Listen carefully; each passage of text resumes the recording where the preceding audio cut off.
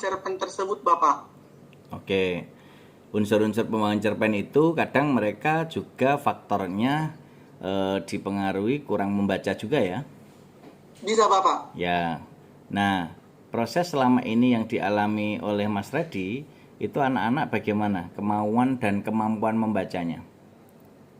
Kalau untuk yang saya jumpai Bapak dengan sekolah kami secara terkhusus yang saya ajari, kalau untuk keterampilan membacanya Bapak bisa dikatakan cukup baik Bapak. Tapi ada beberapa orang anak Bapak yang artinya dilatih lagi untuk membaca Bapak. Oh. Nah, itu kalau ini Mas Redi ngajarnya di daerah di mana kemarin Batam ya? Di Batam Di Bapak. Batam, di SMP ya. SMP Tunas Baru Jinseung Batam Pak. SMP Tunas Baru. Iya Pak. Nah, sekarang begini.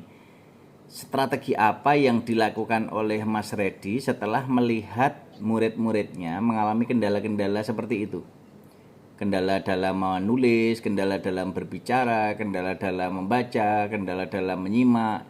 Itu strategi apa yang dilakukan? Strategi nanti yang akan saya lakukan Bapak, saya akan artinya memilih model pembelajaran yang cocok Bapak dan pendekatan apa yang cocok yang akan saya gunakan pada saat pembelajaran untuk mengajarkan materi tersebut Bapak kepada peserta didik Bapak. Oke, luar biasa. Nah, salah satunya misalnya Mas Redi akan menerapkan problem based learning dalam pembelajaran. Coba Mas Redi ceritakan kalau kita mau menggunakan model problem based learning dalam pembelajaran, apa yang dilakukan? Ya, baik Bapak akan saya coba menjawab. Jikalau nanti salah Bapak, boleh diberikan sarannya ya Bapak. Ya, siap. Nah, kalau untuk program based learning, yang pertama nanti yang akan saya lakukan adalah yang mana artinya mengenalkan kepada peserta didik itu masalah yang akan dia hadapi, misalnya lewat rangsangan yang akan saya berikan kepada mereka. Nah, setelah peserta didik diberikan artinya orientasi, maka peserta didik tersebut akan menentukan identifikasi masalah apa yang akan dilakukan dan nantinya juga saya sebagai seorang guru akan mengorganisasikan membantu peserta didik untuk memecahkan masalah tersebut sebelum mereka nanti menyimpulkan apa yang menjadi hasil dari materi tersebut Bapak. Kira-kira seperti itu Oke, Bapak. luar biasa. Nah, contoh satu saja. Ambil sebuah problem untuk menjadi pembahasan dalam pembelajaran. Problem apa yang diangkat untuk menjelaskan terkait dengan unsur-unsur pembangun cerpen tadi misalnya? Pilih salah satu cerpen apa? Misalnya Bapak, saya mengambil artinya Bapak cerpen yang singkat Bapak. Boleh. Cerpennya apa kira-kira? Ya, cerpennya yang singkat Bapak itu akan saya ambil artinya sesuai dengan yang dekat dengan anak. Misalnya contoh Bapak mengenai kedisiplinan, kebersihan, atau bisa juga dengan Bapak dengan kasih sayang kepada orang tua Bapak. Artinya saya akan mengambil atau mencari cerpen yang lebih dekat dengan peserta didik tersebut Bapak. Betul. Nah, contohnya salah satu cerpen apa? Salah satu. Contohnya salah satunya itu Bapak, baik luar dalam Bapak. Oh, enggak. Contoh judul cerpennya. Oh, itu contohnya Bapak. Oh. Itu yang saya ambil dari internet Bapak. Jadi judulnya baik luar dalam. Iya Bapak. Ya, jadi beda dengan salak ya. Iya Pak. Kalau salak itu luarnya baik atau enggak? Kalau salah itu Pak biasanya Pak baik Pak, tapi di dalamnya belum tentu kita Oh, Bapak. gitu ya. Nah, kalau yang duren. Itu sama juga Bapak, durian itu juga Bapak, mungkin casingnya di luarnya saja bagus Bapak, tapi dalamnya belum tentu kita tahu bagaimana isinya Bapak. Oke, luar biasa Mas Redi. Nah, pertanyaan lanjutnya begini Mas Redi. Apa yang akan dilakukan Mas Redi ke depan untuk meningkatkan kompetensi diri Mas Redi ketika nanti ingin menjadi guru profesional? Baik Bapak, saya akan mencoba menjawab. Terlebih dahulunya Bapak, sebelum saya mengajarkan kepada peserta didik itu Bapak, saya akan belajar terlebih dahulu Bapak, bagaimana caranya nanti untuk meningkatkan ya kualitas pendidikan, terlebihnya nanti dalam mengajari kepada peserta didik. Sebelum nanti materi itu saya berikan Bapak, saya akan memberikan model terlebih dahulu supaya nantinya anak-anak juga Bapak bisa cepat memahami Bapak, ditambah lagi dengan referensi-referensi yang lain Bapak. Oke, luar biasa. Nah, Mas Reddy, apa yang Mas Reddy lakukan ketika menemukan murid yang sudah tidak semangat lagi untuk belajar? Baik Bapak, ini kebetulan juga Bapak menjadi pengalaman saya juga mengajar. Kami Bapak itu ada 36 itu ada satu kelas, ada itu memang 2 orang tidak semangat belajar. Tapi Bapak saya buat trik saya sendiri. Yang pertama setelah selesai pembelajaran Bapak, saya memanggil mereka dan artinya ke ruangan tertentu Bapak saya panggil, saya tanya sebenarnya kemauan mereka apa, di samping saya memberikan motivasi Bapak. Oke, sekarang berdampingan dengan itu, seandainya teman ngajarmu yang tidak semangat ngajar, apa yang kamu lakukan? Baik Bapak, ya mudah-mudahan saya juga dapat memberikan motivasi kepada teman sepengajar saya bahwasanya kita sebagai guru harus bisa memberikan yang terbaik kepada peserta didik kita Bapak, kira-kira seperti itu Bapak. Oke, luar biasa. Jadi bersemangat untuk mengambil satu langkah, baik individu maupun kelompok, dengan teman maupun siswanya, sehingga orientasi ini akan bersinggungan dengan kebutuhan bagaimana Mas Reddy ini betul-betul menjadi guru profesional, dan itu tentu akan berdampak untuk muridnya, berdampak untuk sekolahnya, dan juga untuk berdampak untuk seluruh masyarakat Indonesia, gitu ya. Amin Pak. Nah, lalu satu lagi Mas Reddy.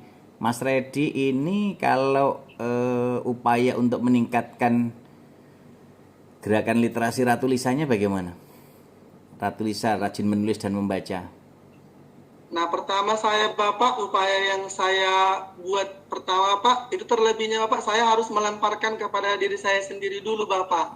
Artinya saya dulu akan membaca, menulis suatu karya atau suatu buku, dan nantinya itu juga akan saya terapkan kepada anak didik, baik lewat saya berikan bacaan, baik bacaan itu dalam bentuk gambar atau dalam bentuk video, supaya nanti kemampuan berliterasi, baik itu membaca atau menulisnya Bapak, dalam waktu yang dekat bisa menjadi meningkat Bapak.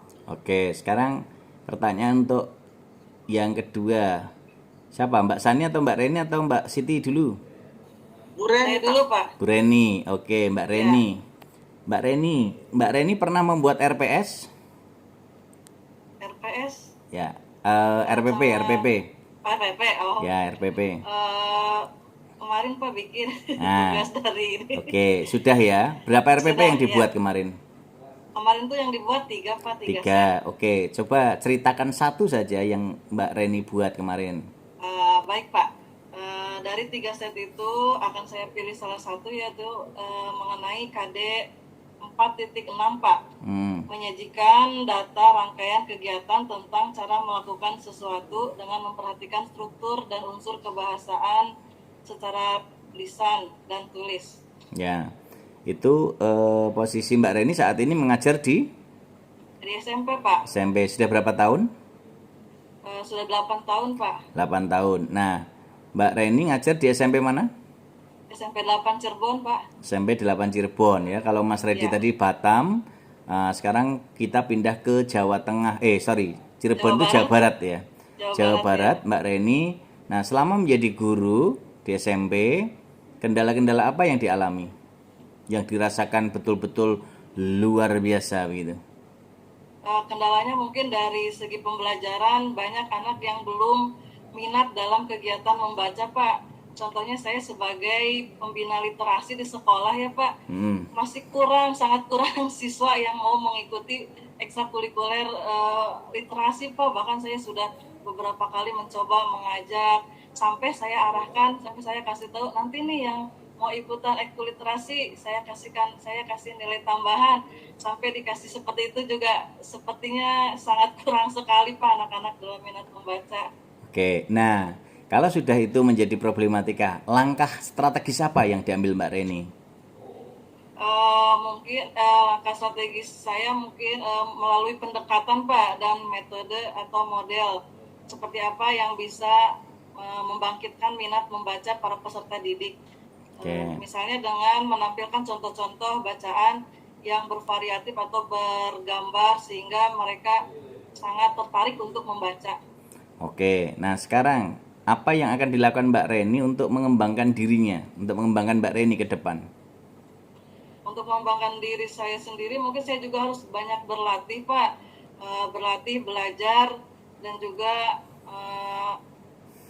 harus memperbaiki kekurangan saya di mana sebelum saya memberi pembelajaran kepada peserta didik sendiri.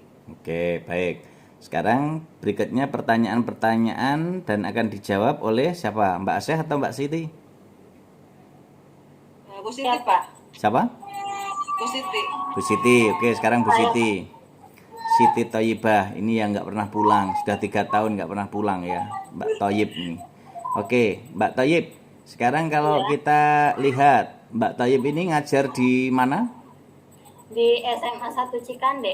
SMA 1 Cikande. Di mana itu Cikande? Daerah Serang, Banten. Serang, Banten, Jawa Barat ya? Iya.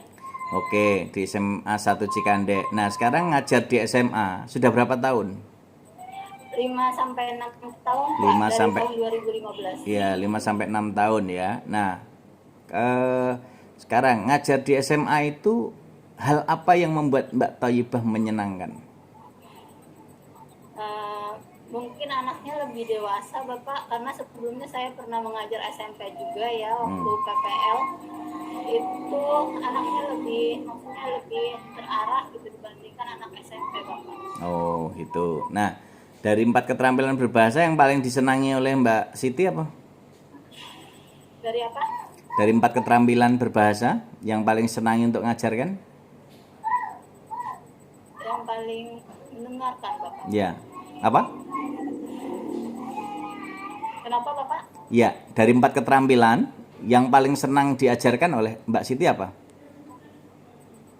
Ke anak. Ya. Ke anak sih menulis Bapak. Menulis. Mengapa menulis? Ya. Karena ingin tahu aja kemampuan anak ketika menuangkan ide-idenya Bapak. Maksudnya ide apa? Pembendaharaan kata yang dimiliki oleh anak. Oke, itu untuk keterampilan menulis. Lalu keterampilan apa yang paling dihindari oleh Mbak Siti dalam mengajarkan? Sebenarnya Bapak yang paling dihindari itu sastra Bapak, ketika salah satunya puisi. Oh, lah kenapa? Karena saya paling lemah di puisi Bapak. Ketika suruh mencontohkan puisi, saya itu paling tidak bisa Bapak. Oke, sekarang tadi Mbak Siti kan sudah kenal Mas Redi, lalu Mbak Aseh, lalu Mbak Reni. Coba buat 1 bait puisi untuk mereka bertiga. 1 bait puisi. Ya, 1 bait puisi aja. Aduh Bapak, ini paling lemah ini. Bebas saja, coba. Bebas Bapak ya? Bebas, nggak apa-apa.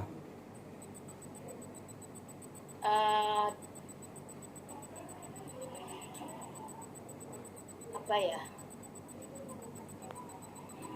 Sebelumnya aku tak mengenalmu, tapi sekarang kita menjadi dekat. Kita menjadi satu keluarga,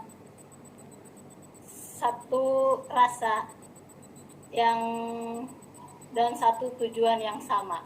Seperti itu Bapak. Oke, tepuk tangan dulu untuk Mbak Siti ya, luar biasa. Nyatanya bisa. Ya, nyatanya bisa. Ya, bisa membuat puisi ya. Jadi puisi kan bergantung bagaimana kita mengungkapkan rasa yang ingin kita sampaikan. Senja telah tiba, ku nanti tanpa kata, aku pun terus bercerita,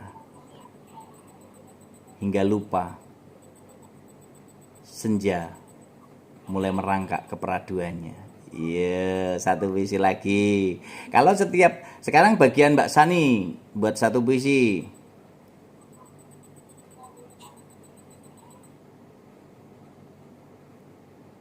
Mbak Sani? Mbak Sani.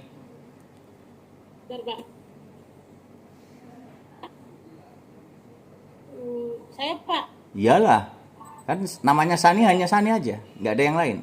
Tasni Pak, Tasni Pak, Tasni. Oh, Tasni ya. Tasni asik. Tasni. Ya, silakan Tasni. Buat gue sih, Iyalah, masa buat lotek. kawan, dengan berkawan, kita jadi dekat, kita jadi akrab, kita mencurahkan segala pikiran, Cie. walaupun hanya lewat dunia maya. Oke. Terima kasih kawan semua. Luar biasa Mbak Tasni. Nah, Tasni maksudnya mau menunjukkan tas nih gitu, bukan sepatu nih gitu ya. Oke, sekarang Mbak Reni. Mbak Reni. Baik Pak, teman seperjuangan. Lelah, capek, teman ingatlah, segala sesuatu adalah perjuangan yang harus kita laksanakan untuk mencapai keberhasilan. Luar Semangat, biasa. teman. Luar biasa. Tepuk tangan untuk Mbak Reni ya. Oke, mantap. Sekarang Mbak Tasni. Mbak Tasni, pernah mengalami kegundahan dalam pembelajaran? Iya Pak, Apa? ketika materi yang akan kita ajarkan belum bisa dipahami sepenuhnya oleh peserta didik. Oke. Nah, sekarang kalau kita lihat dari apa yang Mbak Tasni cerita tadi, solusi apa yang dilakukan Mbak Tasni untuk mengatasi itu? Memberikan motivasi kepada siswa dan melakukan pendekatan kepada peserta didik agar dia agar masalah yang saya alami ini bisa terselesaikan. Oke, Jadi baik. saya lebih belajar membaca, belajar dan belajar. Oke, baik. Sekarang kalau itu sudah, Mbak Tasni kan kalau menyusun RPP itu kan merencanakan sebuah pembelajaran tuh. Nah, apa yang dialami atau kendala apa yang dialami untuk bisa menyiapkan pembelajaran sampai pelaksanaan dan evaluasinya? Menentukan metode, langkah-langkah sintaknya dalam proses pembelajaran, Pak. Oke, nah kalau itu masalahnya solusimu apa? Solusinya, halo? Halo, ya? Solusinya, saya akan mengobservasi kelas dan siswa, kemudian saya akan menentukan metode apa yang akan saya lakukan dan sintaknya seperti apa. Oke, luar biasa. Sehingga semua terpenuhi untuk bisa melihat dari semua komponen yang dibutuhkan ya. Oke, baik. Kita sudah tergabung dengan Mbak Tasni. Dari mana Mbak Tasni tadi? Dari Sulawesi Barat, Pak. Sulawesi Polewali Barat. Ngajarnya di SMP 2 Wonomulyo. SMP 2 Wonomulyo. Jadi teman-temanku yang hebat dan luar biasa, kita sudah bergabung dari Batam, Mas Redi, Mbak Tasni dari Sulawesi Barat, Mbak Reni dari Jawa Barat, Mbak Thayyibah dari Jawa Barat. Jadi prinsip sebagai seorang guru profesional abad 21, tentu kita harus melihat berbagai kelebihan dan kekurangan yang kita miliki. Kenapa harus melihat kelebihannya juga? Agar kita yang punya kelebihan dibagikan yang lain. Kepada anak didik kita, kepada masyarakat sekitar kita, kepada teman-teman kita. Dan juga kita perlu tahu bagaimana kelebihan itu nanti bisa dikembangkan menjadi sebuah kebermanfaatan. Dan juga kita perlu evaluasi secara periodik kekurangan dan kelemahan kita sebagai guru. Untuk apa? Untuk meningkatkan dan juga merencanakan bagaimana perbaikan ke depan agar menjadi lebih baik.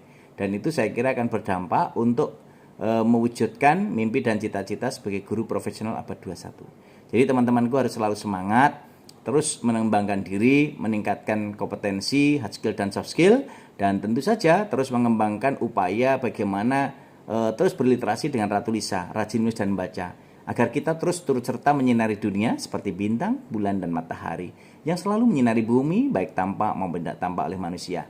Dan itu akan menjadi kekuatan kita sebagai guru abad 21 agar teman-teman menjadi guru-guru hebat yang bermanfaat, menjadi guru-guru sejati yang selalu memotivasi dan menginspirasi, dan menjadi guru-guru bermartabat yang maslahat untuk umat.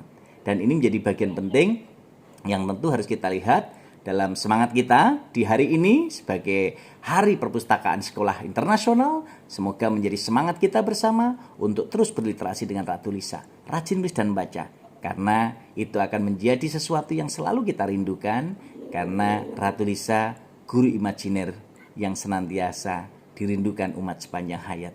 Tetaplah berkarya, tetaplah bersemangat untuk multi generasi NKRI. Bersama Muhammad Rahmati Ratu Lisa, semangat bersama untuk kita bersama-sama. Salam hebat dan luar biasa untuk kebersamaan kita menuju multi generasi NKRI yang keren dan luar biasa.